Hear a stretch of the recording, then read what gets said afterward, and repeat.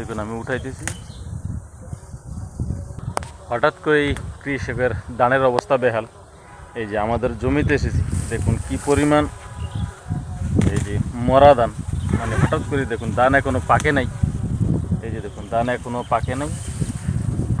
শুধু আমাদের জমিতে না, এই যে পাশের একটা জমিতে দেখুন এই যে মানে প্রতিটা ধানের গোছাতে এই অবস্থা। এই যে দেখুন ধানগুলো মানে হঠাৎ করে কেন জানি এরকম হয়ে গেল। মানে বৃষ্টি আসছিল, বৃষ্টি আসার কয়েকদিন পরেই এই অবস্থা হয়েছে। শুধু আমাদের এই জমিতে না, আরও আছে। এই যে আমার পিছনের যে জমিটা আছে সেটা তো দেখাইতেছি। এই যে দেখুন আমি উঠাইতেছি।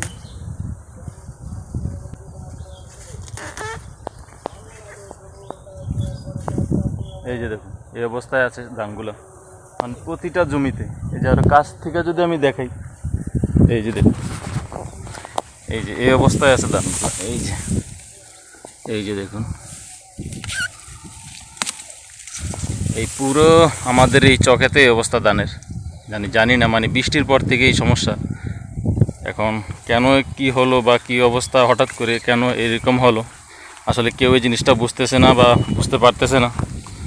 অনেকে আছে যে এই অবস্থায় ধানের ছড়া আছে দেখুন, কিন্তু এই অবস্থায় অনেকে জমিতে আবার নতুন করে ওষুধ দিতেছে। ওনারা ভাবতেছে যে মনে হয় পোকে ধরেছে, বা সেজন্য মনে হয় ধানগুলো এই অবস্থায় আছে। এই যে দেখুন ধানের কী অবস্থা, এরকম সাদা। এখনও দেখুন চাল হয় নাই, ভিতরে কোনো চাল হয় নাই, এখনও চিটা আছে।